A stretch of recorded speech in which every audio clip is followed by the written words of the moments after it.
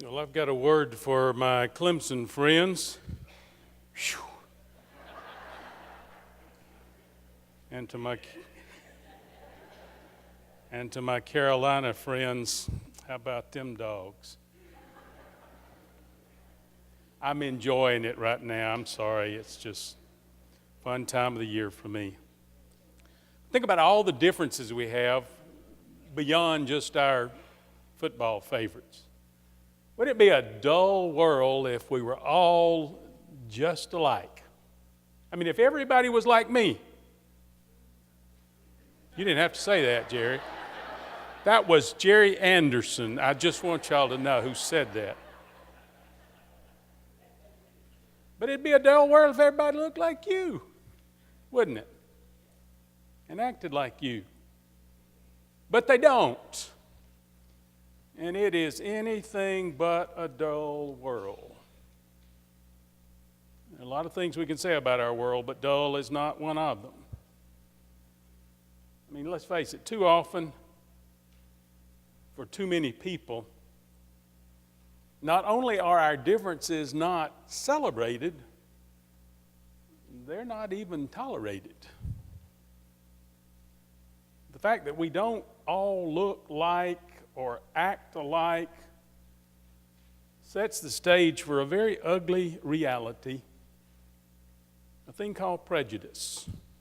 Someone defined prejudice as an unfavorable opinion or feeling formed beforehand or without knowledge, thought, or reason. I think James would agree with that, the writer of this little epistle. James is one of those New Testament writings. Some parts of the Bible we say we don't read because we don't understand. Often we don't read James because we do understand.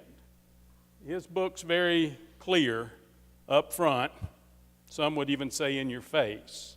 Talking about things that get very close to where we are and who we are. James talks about favoritism, which is a significant outgrowth of prejudice. When we assume someone is better than another person based on what the first person looks like, whether it's color or language or dress, we tend to treat the better person with more honor, don't we? And a part of our human nature is that we have tendency to do this. We see someone and we like how that person's dressed, and, well, they must be a good person. We may not know anything else about that person except how he or she is dressed. Or we see another person and we really don't care for their outfit. Their clothes are just a little too something. And immediately we begin to distrust them. Now, James had a judgment about that. When we do that, especially in relation to people who come our way in our role as church, when we tend to prejudge or show favoritism, James says we have become judges with evil thoughts. Now, James is speaking he says to the church of the 12 scattered tribes, so the assumption most New Testament students make is that he was speaking primarily to a Jewish audience. And think about that for a moment. Those who he was speaking to who were guilty of prejudging others would certainly not find you and me acceptable in their church. For most of us would be too white, would certainly be too Gentile, and we would be too American. Now, what does this 21st century congregation pull out of this very first century letter? Well, as the population of Inman and our surrounding area continues to grow, latest report I read, you may have seen the article, something along the lines of 15% growth recently. It's a lot of people. As this area continues to grow, we will routinely discover some of those people moving to our area. Those people won't look like us. Some of them won't sound like us. They think we talk funny. We know they talk funny. They may not even dress like us. But if you stop just a moment and think about it, it's really a compliment that people want to move here. It says they see us as having something good they want to share.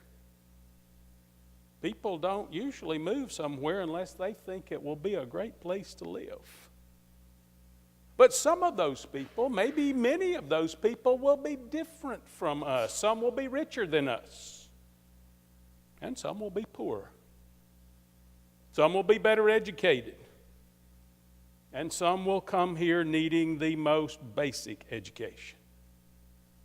Now, James spoke to a church filled with people, for the most part, who were on the lower end of the poverty scale. The churches in and around Jerusalem had suffered a great deal financially. And into their churches occasionally would wander someone apparently who was wealthy. And James seems to commend the poor and condemn the wealthy. He would not say that poverty guarantees spiritual status no more than wealth guarantees it. But he's making a point that in his culture, the churches with whom he worked, most of those people tended to be poor, those who followed Christ. They were drawn to the idea of the riches of the kingdom of heaven. They understood heaven as a better place. It appealed to them in relation to the poor and the little bit that they had on earth. Think about it for a moment. I know many Christians who really don't yearn for heaven. I mean, we live in houses with central air and heat. We have hot and cold running water. We have plenty of food to eat. And we've got a 401k. And quite frankly, heaven just doesn't seem to be that much of a step up. At least those idealized ways we viewed it. But the first century and the 21st century poverty-stricken people consider heaven maybe more positively than some of us might. But back to the main point, there are all different kinds of people coming our way, and how we treat those people will reveal a great deal about our relationship with Jesus. Jesus recited as the second great command, love your neighbor as yourself. James obviously had heard him say that, or had read that he had said that. Therefore, for me, love is the key for properly welcoming those who come to our community, our new neighbors. Gina read for us Jesus' little story that we've labeled the Good Samaritan. Now, that's kind of an ironic label because Jesus told that story to a Jewish audience, and for them, there would be no such thing as a good Samaritan, except one that was beaten and left lying on the side of the road to die. But Jesus told the story of this Good Samaritan. Many of you know that story. You've taught it to your children, perhaps. But maybe we forget that Jesus told that story in response to a question from one of the religious leaders who was seeking to trip up Jesus. The leader had gone to him and said, "Teacher, what is the greatest commandment?" Well, Jesus entered into some conversation with him. It's in Luke chapter 10, beginning in verse 25, when the man said to him, what must I do to inherit eternal life? And Jesus said, what's written in the law? What do you say? And Jesus often answered a question with a question. Don't you just hate it when people do that? And the man said, love the Lord your God with all your heart and soul, strength and mind, and love your neighbor as yourself. You've answered correctly, Jesus replied. Do this and you will live. But wanting to justify himself, he asked Jesus, who is my neighbor? And Jesus told the story of the Good Samaritan to answer that. Now, before you pass out, when I say the number, I want to give you 11 ways we can love our neighbors as ourselves. I'll be very quick, right fast. If you'll listen fast, I'll talk as fast as a Central Alabama accent will talk. These terms are not mine. The little commentary I'll give you is, there are 11 things you see in the story of the Good Samaritan that teach us how to love. One, love is proactive. When the Samaritan saw the victim, what did he do? He went to him. He was on his way somewhere, probably on business, probably somewhere he needed to get to. In a fast-paced world like ours, it is easy to overlook the needs of others. This man, though he had a destination in mind, stopped and went to the man who was hurting. Love also is observant. The Samaritan first saw the hurting man, saw that he was hurting, took pity on him. Now, granted, a beaten man, unclothed, lying on the side of the road is hard not to notice. But Jesus shows us the importance of really seeing people. It's like he did, Matthew records it, when Jesus saw the crowds, he had compassion on them because they were harassed and helpless, like sheep without a shepherd. The other passers-by in this story did not really see the wounded man, at least not as a person of worth. They put their needs and their desires and their religious traditions ahead of him and his needs. Love is also compassionate. Did you read those words? Luke 10:33, when the Samaritan saw the injured man, he had compassion on him. Love is also responsive. His compassion was not just about words. He didn't look at the man and say, "Oh, what a horrible, horrible thing." He responded to his needs. He pulled out his first aid kit and he treated the man as best he could. And then he went on his way singing hymns because he had given the man some first aid. No, that's not what the story said, is it? The man showed he was responsive, he was compassionate, he was responsive, but we see also that love is costly. He gave of his own resources. Loving his neighbor cost this man at least 2 days' wages. That was the value of the coins that he used here. God has given us resources so that we can bless others through them. Think about your resources, not just your financial resources, though include them. Think about all your resources, your gifts, your talents, your time. How can you bless some of your new neighbors with your resources? Is that how God would like you to use your resources? A sixth thing love is inopportune. I would say inconvenient. Imagine trying to lift an injured man with no clothes on. The robbers had taken even his clothes. They were of value. They'd already gone to the pawn shop or somewhere else. Imagine trying to lift an injured man with no clothes on to a donkey. This was not a convenient task, and it was likely very messy, given the man's injuries. The Samaritan put up with the inconvenience, and he put the man on his own animal in his own car, and he took him toward a better place of help. Love is healing too. After the Samaritan binds the wounds of the man, he continues his care by taking him to an inn and looking after the man. There are many people around us who are hurting. Some of those new neighbors of ours will be hurting, maybe not hurting physically like this man was, but hurting in some way, perhaps just hurting because they've moved away from family and friends and the things that were familiar to them. Imagine if you've never moved anywhere else but have always lived here, you may not appreciate what it's like to uproot and leave all things familiar. Perhaps a job necessitates it or something else.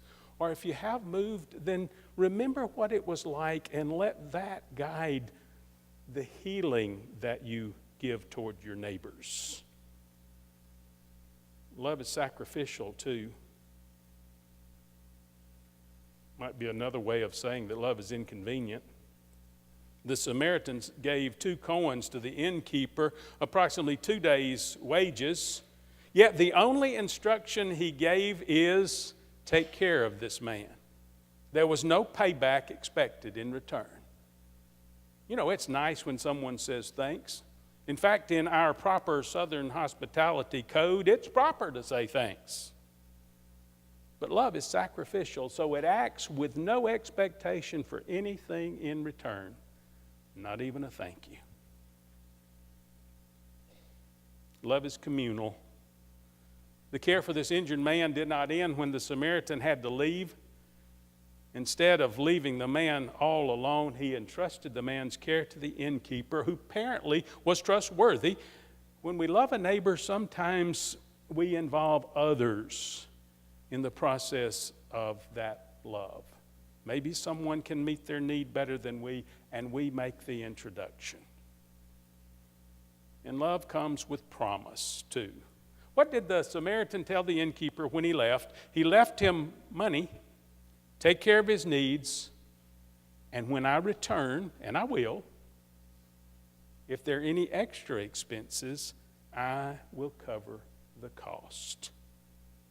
When we love others, the Samaritan shows us to follow through in our care, even if we're not obligated to them. And I would say also, let's remember our promises.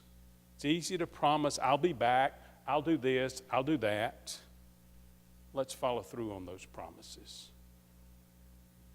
And finally, I promised you I'd be quick. Love is merciful. Jesus asked a question after he told his story in conversation with this religious leader. He said, which of these 3, talking about the 3 who had encountered the wounded man, which of these 3 do you think was a neighbor to the man who fell into the hands of robbers? The religious leader replied, the one who had mercy on him. And Jesus' words, go and do likewise. That go and do likewise, that is love, which is translating faith into works of faith. James says in James chapter 2, beginning in verse 14, what good is it if someone claims to have faith but has no deeds? Can such faith save them? Suppose a brother or a sister is without clothes and daily food. If one of you says to them, go in peace, keep warm and well fed, but does nothing about their physical needs, what good is it? In the same way, faith by itself, if it is not accompanied by action, is dead. You know, words can be healing. Words of affirmation, words of kindness, words of love. Sometimes a word is all you need. But words can also be cheap. A hungry person, I hope you find something to eat. A cold person, I hope you're warm. You cannot affirm someone out of hunger without seeing to it that they get fed. Whether it's a physical hunger or a spiritual hunger. You feed them. You help them find a way to feed themselves long term. And especially when it comes to physical hunger, after you feed them and help them find a way to feed themselves, maybe then you earn the right to introduce them to the bread of life, Jesus Christ. Will you join me and prayerfully think about who around us needs to know today that you love them, and through you, God loves them? And how do you need to experience the love of God today? Perhaps the very first time in your life you need to open yourself up to that love through the person of Jesus Christ. And let Jesus come and abide with you and live in you through the work of His Spirit and translate your life into the life that it ought to be. In just a moment, we will stand together and sing a song of commitment. And while we're singing, if you need to share your desire to unite your life with Jesus Christ, or you've already done that and you just want us to know about it so that we can prayerfully help you grow in your faith, or maybe today you need to share your desire to unite with this church. You're a follower of Christ, but you want to be an official, formal part of this local community of faith. You come and share that decision with me as well. And whatever your decision is, I'll help you share it with the church as is appropriate. Let's stand together and sing.